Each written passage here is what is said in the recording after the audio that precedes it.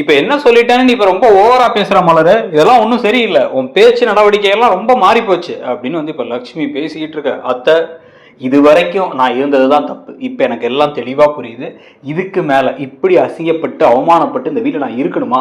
இப்படி ஒரு மானங்கெட்ட வாழ்க்கை எனக்கு தேவையா அப்படின்னு தான் எனக்கு யோசிக்க தோணுது அப்படின்னு. என்ன இப்படி பேசுறா அப்படின்னு வந்து இவங்க கேட்டுட்டு இருக்கும் பொழுதே வந்து பார்த்தா ஒரு ஓரமா வந்து ஒரு மதி நடந்து வந்து அப்படி தூண்ல சாஞ்சு அப்படி கையை கட்டிட்டு நின்றுட்டு இருக்காங்க. நின்றுட்டு இருக்கிறத பார்த்து எல்லாம் ஓ வேலையா அப்படின்னு வந்து கேட்க, நான் எதுவுமே பண்ணலையே, நான் பேசாம பார்த்துட்டு தான் இருக்கேன். நான் அப்பவே சொல்லிட்டேன், இந்த வீட்டுக்கு நான் திருப்பி வந்ததுக்கு அப்புறமா நான் யாருக்கிட்டையும் எந்த வம்பும் வச்சுக்க விரும்பல. எனக்கு என் வேலை இருக்கு, என் வேலையை பார்க்குறேன்னு சொன்னேன். என் வேலையை கெடுத்து விட்டுறதுக்கே வந்து உங்கள் பையனும் உங்கள் மாப்பிள்ளையும் சேர்ந்து ட்ரை பண்ணாங்க. அது ஆனால் கரெக்டாக வேலைக்கு ஆகலை. இப்போ நான் வேலையில் தான் இருக்கேன். இந்த வேலை இல்லாட்டி நான் வேற வேலையை பார்க்க போகிறேன். ஆனால் எனக்கு வந்து இப்போ வந்து இந்த வீட்டில் இருக்கவங்களுக்கும் எனக்கு சம்மந்தம் இல்லை. நான் இந்த வீட்டில் ஆனால் கல்யாணம் முடிஞ்சிச்சு, நான் இங்கே தான் இருக்க போகிறேன். எங்கள் அம்மா அப்பாவை கஷ்டப்படுத்த விரும்பலை. நீங்கள் என்னை வெளில துரத்த நினச்சிங்கன்னா நான் அந்த இன்ஸ்பெக்டருக்கு கால் பண்ணிடுவேன். அவ்வளோதான் எனக்கு உங்களுக்கும் இருக்கிற சம்மந்தம். இப்போ மலர் பண்ணுறதெல்லாம் எனக்கு எதுவும் தெரியாது அப்படின்னு கையை கட்டிட்டு அவங்க நிற்க.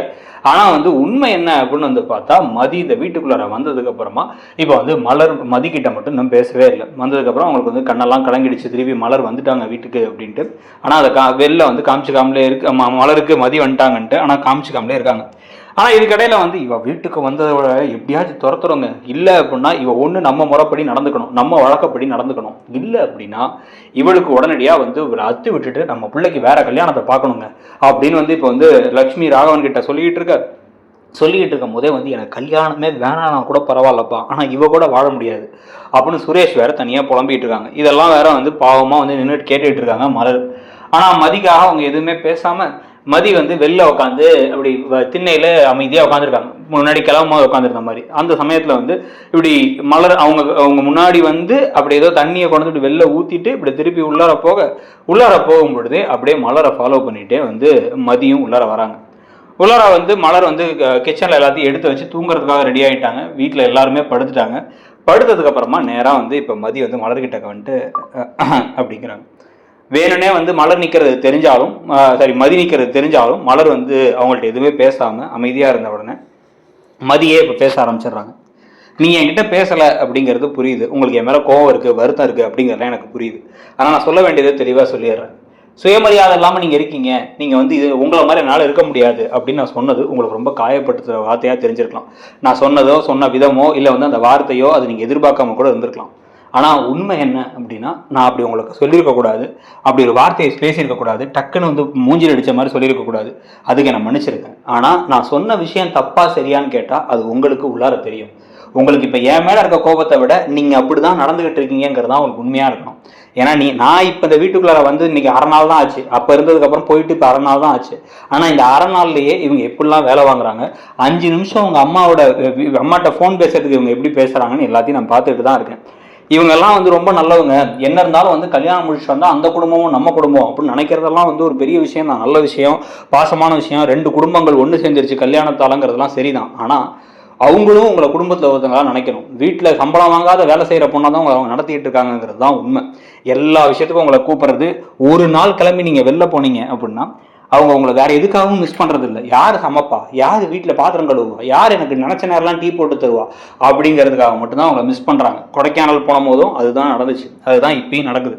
நான் உங்களுக்கு தெளிவாக சொல்றது ஒண்ணுதான், இந்த வாழ்க்கை நீங்க யோசிச்சு பார்த்தீங்கன்னா ரொம்ப கஷ்டமான வாழ்க்கையா, ரொம்ப உங்களுக்காக நீங்க வாழாத மாதிரி தான் இருக்கும்.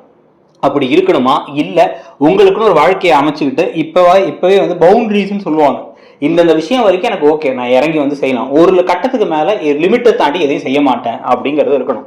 தனக்கு மிஞ்சினதான் தான தர்மலாங்கிறது வெறும் பணத்துக்கும் பொருளுக்கும் மட்டும் இல்லை, செய்கிற வேலைக்கு செய்கிற மரியாதை தர விஷயத்துக்கு எல்லா விஷயத்துக்கும் சேர்த்து தான் அது அப்படின்னு சொல்லிட்டு டக்குன்னு வந்து சுயமரியாதை இல்லை அப்படின்னு நான் சொன்னது உங்களுக்கு ரொம்ப கஷ்டமாக இருந்தால் என்னை மன்னிச்சிருங்க. நான் வந்து அவங்கள்ட்ட உண்மையிலே சாரி கேட்டுக்கிறேன்.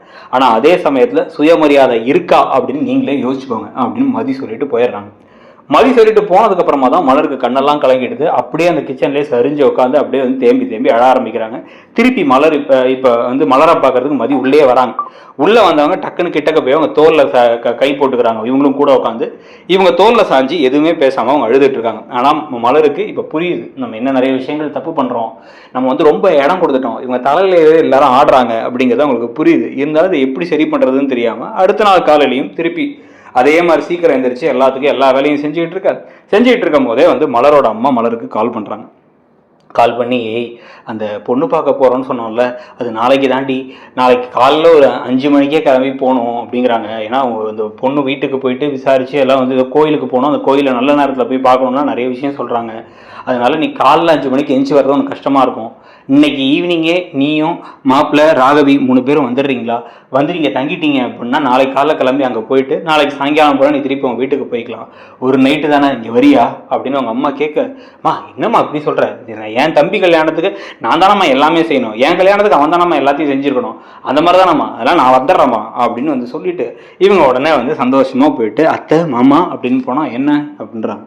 இல்லை நைட்டு தோசைக்கு சட்னி சொன்னோம்ல, சட்னிக்கு பதிலாக நீ என்ன பண்ணு, அதை வந்து இந்த வடகரி மாதிரி பண்ணிவிடு அப்படின்னு வந்து திருப்பி லக்ஷ்மி ஏதாவது சொல்ல. இல்லை இன்னொரு விஷயம் அப்படின்னா என்ன அப்படின்னா, எங்கள் அம்மா கால் பண்ணாங்க, நாளைக்கு பொண்ணு பார்க்க போகிறாங்களாம். அதனால நாளைக்கு இன்னைக்கு ஈவினிங் நான் அவர் ராகவி 3 பேரும் எங்கள் அம்மா வீட்டுக்கு போயிட்டு காலைல 5 மணிக்கே கிளம்பி ஏதோ கோயிலுக்கு போகணுமா, ஒன்றா நாங்கள் போயிட்டு பொண்ணு பார்த்துட்டு வந்துடுறோம். என்ன விளையாடுறியா மலரு, வீட்டில் அவ்வளோ வேலை கிடக்கு, அவனுக்கு பொண்ணு பார்க்கறது முக்கியம் அப்படின்னா வந்து அப்புறம் எப்படி இங்கே நாங்களாம் இப்படி சோத்துக்கு என்ன செய்வோங்கிறத யோசியா அப்படின்னா. இல்லத்த இன்னைக்கு ஒரு நாள் மட்டும்தான், நான் வேணா அந்த அக்காட்ட சொல்லிட்டு போகிறேன், போன தடவை உப்பள்ளி போட்டாலே அது பத்தாதா, திருப்பி அவளை இது பண்ணணுமா, என்ன இந்த வீட்டில் என்னென்ன வேலை இருக்குது, இந்த வீட்டில் வந்து உனக்கு என்னென்ன விஷயங்கள் செய்ய வேண்டியதுங்கிறத மறந்துட்டு சும்மா அதுக்கு போகிறேன் இதுக்கு போகிறேங்கிற. அப்போ பொண்ணு பார்க்கறதுக்கே இப்போ போகிறேன்னா அப்போ நிச்சயதார்த்தத்துக்கு 3 நாள் முன்னாடி போகணுங்க, கல்யாணத்துக்கு 5 நாள் முன்னாடி போகணுங்க அப்படின்னா என் தம்பி கல்யாணம் தானே அத்தை அப்படிங்கும் போதே வந்து உள்ளே இருந்து இப்படி எட்டி மதி வந்து இப்படி பார்க்குறாங்க. பார்த்துட்டு இப்படி கையை மட்டும் ஆட்டிட்டு பார்த்துக்குங்க அப்படிங்கிற மாதிரி சொல்லிட்டு திருப்பி உள்ளார போக உடனே வந்து உன் தம்பி கல்யாணம்னா அவன் பெரிய இவனாவன், இங்கே எத்தனை பேர் இருக்கோம் நாங்கள், அவன் கல்யாணத்துக்கு உங்கள் அம்மா இருக்காங்க அவங்க செஞ்சுப்பாங்க, கல்யாணம்னா கல்யாணத்துக்கு போய்க்கலாம், நாளைக்கு பொண்ணு பார்க்கறனா பொண்ணு பார்க்குற இடத்துக்கு காலைல ஒரு 8 மணி போல் எங்களுக்கெல்லாம் சோறாக்கி வச்சுட்டு நீ கிளம்புற வேலை வைப்பாரு, வேலை இருக்குங்கிறத புரிஞ்சு நடந்துக்கோ, பொறுப்போட நடந்துக்கோ மலரு, பொறுப்பு இல்லாமல் நடந்துக்காது, ரொம்ப சின்ன பிள்ளைத்தனமாக இருக்கும் நீ பண்ணுறதெல்லாம் அப்படின்ட்டு. என்னங்க இப்படி இருக்கா அப்படின்னு வந்து கேட்டு, அதுதான் இந்த காலத்து பிள்ளைங்களுக்கே கொஞ்சம் கூட வந்து ஒரு இப்போ பொறுப்புங்கிறதே கிடையாது அப்படின்னு ராகவன் பேசிகிட்டு இருக்கும் போதே போதுமாமா அப்படின்றாங்க இவங்க. என்ன போதுமாமாவா அப்படின்னா வந்து இப்போ என்ன பெருசாக தப்பாக கேட்டேன், என் தம்பி பொண்ணு பார்க்க போகிற ஃபங்க்ஷனுக்கு நான் போகணும்னு கேட்டேன், அதுக்கு ஒரு நாள் முன்னாடி போகணுன்னா வேலை செய்கிறாங்கல்ல அவங்களுக்கு கூட 2 நாள் லீவு, ஞாயிற்றுக்கிழமை லீவு அப்படின்னு எல்லாத்தையும் கேட்டு வாங்கிக்கிறாங்க, எனக்கு அது கூட கிடையாது போலயே அப்படின்ட்டு. இப்போ நான் இங்கே இருந்தால் தானே உங்களுக்கு பிரச்சனை, நான் இப்போ போக தான் போகிறேன், இன்றைக்கி நான் போக போகிறேன், போயிட்டு நான் திருப்பி வரணுமா வேணாமாங்கிறத நீங்களே சொல்லுங்கள் அப்படின்ட்டு வேகமாக கிளம்பி போய் பைய எடுக்க பாக்யராஜ் அங்கே வந்து என்னாச்சு ஐயோ என்ன மலருங்கிறாங்க. தெரியும் அவர் இப்போ தான் எல்லாத்தையும் பார்த்துட்டு தான் இருக்காரு, சுரேஷ் அப்பதான் வந்திருக்காரு, ஆனால் யாருமே உங்களுக்காக பறிஞ்சு பேசல. உடனே இப்போ கட்டுப்பை இவங்க பைய எடுத்து போக ஆரம்பிக்க உடனே என்ன மலரு உனக்கு அவ்வளோ திமிராயிடுச்சா அப்படின்னா, திமிரெல்லாம் கிடையாது, நான் இந்த வீட்டில் என்ன ஒரு நாள் நான் போகக்கூடாதுன்னா அப்படின்னா என்ன அடிமையான வச்சிருக்கீங்களா அப்படின்னு கேட்டு என்ன வார்த்தை பேசுகிற, குடும்பத்தில் சொல்லியே நீங்கள் டார்ச்சர் பண்ணதெல்லாம் போதும் அப்படின்ட்டு பைய எடுத்து வேகமாக கிளம்பி நீங்கள் வந்தால் வாங்க வராட்டி போங்க பிள்ளைய பார்த்துக்குங்க அப்படின்ட்டு வந்து வேகமாக கிளம்பிடுறாங்க. கிளம்புற மாதிரி இருந்தால் எப்படி இருக்கும்னு நினைக்கிறீங்க? மலர் கொஞ்சமாச்சும் தைரியமாக பேச ஆரம்பிப்பாங்களா? உங்களுக்கு என்ன தோணுதுங்கிறத சொல்லிட்டு நம்ம சேனலையும் மறக்காமல் சப்ஸ்கிரைப் பண்ணிக்கோங்க. தேங்க்யூ.